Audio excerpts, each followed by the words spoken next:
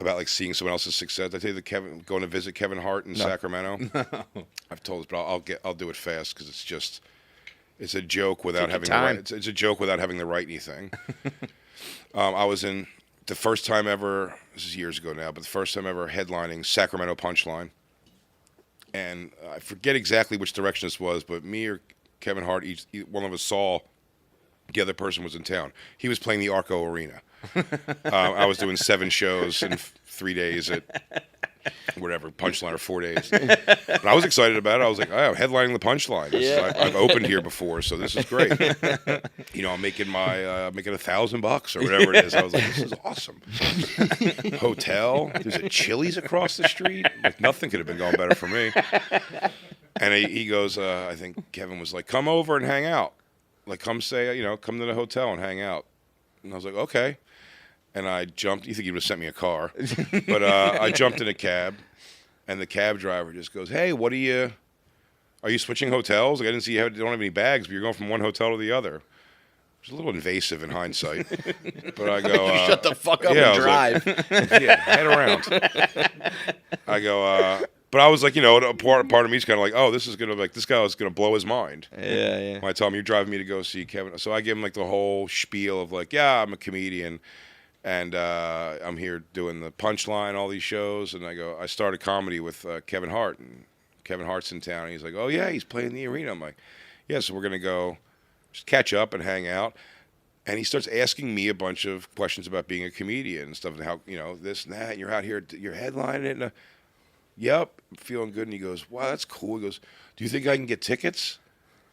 And I was like, yeah, dude, I'll get you tickets. Like, let me know what show you want to come to. He goes, there's more than one show? And I'm almost in my head going I think I said I'm doing 7 shows already. Oh, no. And I was like, yeah, there's like 7 shows. He goes, oh, I know, I meant for like the Kevin Hart show. And I was like, no. I was like, no, dude, I don't like no, I can't. And he was like, oh, sorry. And then it was just like an awkward, kind of silent rest of the drive. Then when I'm getting out of the cab, he goes, take my card. He goes, it's hard to get a cab out here. Just before Uber was everywhere. He goes, take my card. It's hard to get a cab out here. Give me a 5-minute heads up, and I'll come by and take you back. And I was like, okay. And then I went to meet. Kev was in. He goes, hey, I'm in the gym at the hotel, which for whatever reason had its own entrance outside. I've never seen that. Usually the gym's in the hotel somewhere. It's like like halfway down the other block. And I stood there. That's the other thing too. So Kev's tiny and he's working out. Looks fantastic. I'm just standing in the gym while he worked out? He didn't tell me I was coming over for a work. He goes, come to the hotel. So I'm standing close. I mean, everything from outside shot, and I might just be remembering this because it's funny and didn't happen, or I said it, or did I may have held his ankles while he did the sit-ups or something. Outside shot. I don't know if I'm remembering that because it's like a funny thing I've said, or if I did it. Let's do it. Yeah, that happened. I'll tell you one thing for sure I did do was stand sideways on the treadmill next to him while he was jogging and talking. And I just stood there. You didn't even put out like a slow walk? I was in my stage clothes. I was in my stage shorts and sweatshirt. Bro, you at least got to hit like a 3 incline on 1 speed. Something. Anything. Grab a 5-pounder and just do this like an old lady. Grunt a couple times. Yeah, that. Or just one push benches or something. I'm just going to do high weight, low rep. Nope. I sat there and talked to him while he worked out. And they weren't all like conversational workout conducive movements. You know what I mean? You can't do chin-ups and chat. Talk, yeah. The best way to get yourself some high-quality meals with high-quality ingredients and learn how to cook is with HelloFresh. They send you a box with all the pre-portioned ingredients, a recipe card. You have to have no cooking skills, and you can have quality meals ready in just 30 minutes. Click the link below. Start today. Get all your meals done by HelloFresh. Make it easy for yourself. So I sit there with How long does this go on for? 20, 30 minutes. Oh my Yeah, enough. So then he goes, let's go upstairs. And I go, okay. We walk out of the gym. It's a half a block. We walk. It shuts the city down. And he didn't have any security or anything with him either. He was just doing it by himself. But we're walking, and I mean, people out of buildings, car stop. It's just nuts. 30 people, and then it's half a block, 30 people are alerted just by seeing him, right, and losing their minds. Then I'm also getting upset because I'm like, no one's going, it's Big J and Kevin Hart. They're genuinely going, that's the guy who makes sure we don't kidnap Kevin Hart. And that's all it looked like. And we go up to the hotel. I just saw that guy benching 240 once. So we go upstairs to the room, and the rooms, all his boys are up there, and they're playing video games, and there's literally 5 trays of lobster.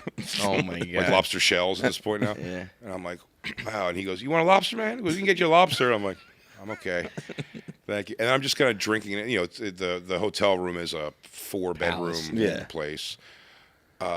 He's showing me just all this. He's not being a dick at all. He's being great. Just showing you his just life, showing right? me, and almost just he goes, "You want to see the intro for the new special?" I'm like, "Sure."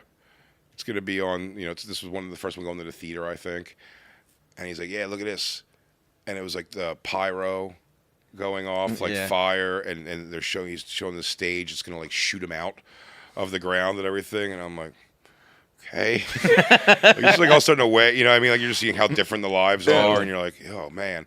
And so I'm trying to find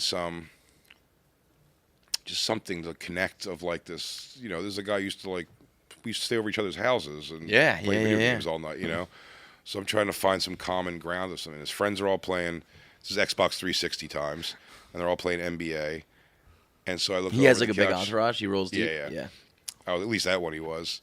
And I was like, "Oh, Kev," I was like, "You know what?" I go, "Something's never changed though. All this, right?" He goes, "Still lugging the Xbox 360 everywhere for NBA." I go, "I know mine too." I goes, "I got to bring an extra backpack every week to bring this Xbox with me." I was like, "But I got it hooked up at the room right now." And he goes, "What? Oh, the Xbox?" He goes, "Yeah, we just when we land, we send a runner to grab it, and then we just leave it for we leave it for housekeeping." And then I was like, "I gotta go."